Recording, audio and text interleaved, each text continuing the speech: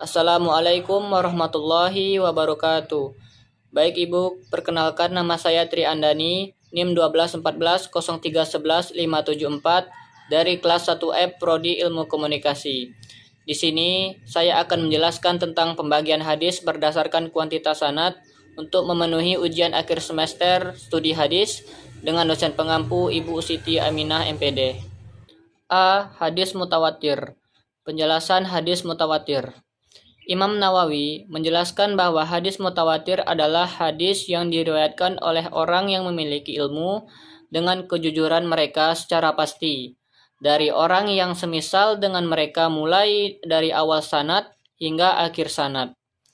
Sedangkan M. Ajad Al-Hatib mengatakan hadis yang diriwayatkan oleh sejumlah perawi yang mustahil secara adat atau kebiasaan mereka akan sepakat untuk melakukan dusta yang diterimanya dari sejumlah perawi yang sama semisal dengan mereka dari awal sanad sampai kepada akhir sanad dengan syarat tidak rusak atau kurang jumlah perawi tersebut pada seluruh tingkatan sanad.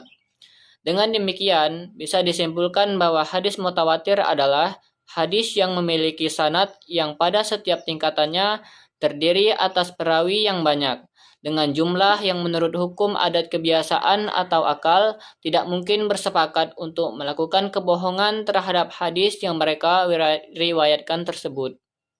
Syarat hadis mutawatir. 1. Diriwayatkan oleh banyak rawi.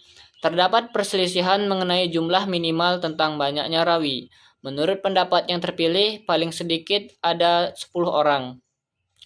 Ada yang berpendapat minimal 4 orang dalam setiap tabakot, sebagaimana dikemukakan oleh Abu Al-Tayyib karena dianalogikan kepada sanksi dalam kadzab. 2. Jumlah bilangan rawi tersebut terdapat pada seluruh tingkatan. 3. Menurut kebiasaan, mustahil mereka bersepakat untuk berdusta. Mereka mungkin tinggal di negeri yang berbeda-beda, bangsa yang berlainan, mazhab yang berbeda-beda, dan hal yang semacam itu. Berdasarkan hal ini, maka banyaknya orang yang menyampaikan berita tidak begitu saja ditetapkan bahwa kabarnya itu mutawatir. 4. Kabar mereka disandarkan kepada panca indera, seperti misalnya perkataan mereka, sami'na, kami telah mendengar, ro'aina, kami telah melihat, atau lamasna, kami telah merasakan, dan sejenisnya. Pembagian hadis mutawatir. 1. Mutawatir lafzi. Yang dimaksud dengan hadis mutawatir lafzi adalah hadis mutawatir lafaz dan maknanya, atau hadis mutawatir riwayatnya pada satu lafaz. 2. Mutawatir maknawi. Yang dimaksud dengan hadis mutawatir maknawi adalah hadis yang mutawatir maknanya saja, bukan pada lafaznya. Contoh hadis mutawatir. Qala Rasulullah alaihi wasallam, man kadzaba alayya falyatabawa amma ma adahu minan nar. Artinya, Rasulullah bersabda, barang siapa yang sengaja berdusta atas namaku, hendaklah dia menduduki tempat duduk di neraka. B. Hadis ahad. 1. Pengertian hadis ahad. Hadis ahad adalah hadis yang diriwayatkan oleh 1, 2, atau sedikit orang yang tidak mencapai derajat mutawatir. Hadis ahad dikategorikan sebagai hadis zani as-subut. Hadis ahad mempunyai sisi gelap yang memungkinkannya untuk ditolak atau diabaikan dan tidak diamalkan. Kata ahad berarti 1. Khabar al-wahid adalah kabar yang diriwayatkan oleh satu orang. Sedangkan menurut istilah ilmu hadis, hadis ahad berarti hadis yang tidak memenuhi syarat mutawatir. 2. Pembagian hadis ahad.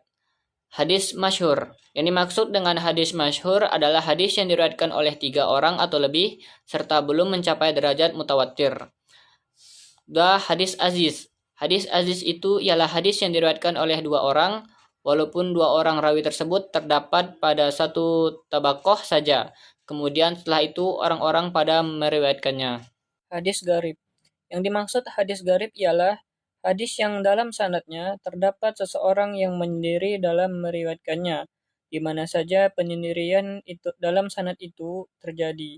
Contoh hadis ahad ialah Nabi Shallallahu Alaihi Wasallam qala imanu bidawwasitu nah sukbatau wal haya'u sukbat minal iman. Dari Nabi Shallallahu Alaihi Wasallam Beliau Shallallahu Alaihi Wasallam bersabda, iman itu ada 60 cabang, lebih dan rasa malu merupakan salah satu cabang iman. Baiklah Ibu, itulah penjelasan saya tentang pembagian hadis berdasarkan kuantitas sanad.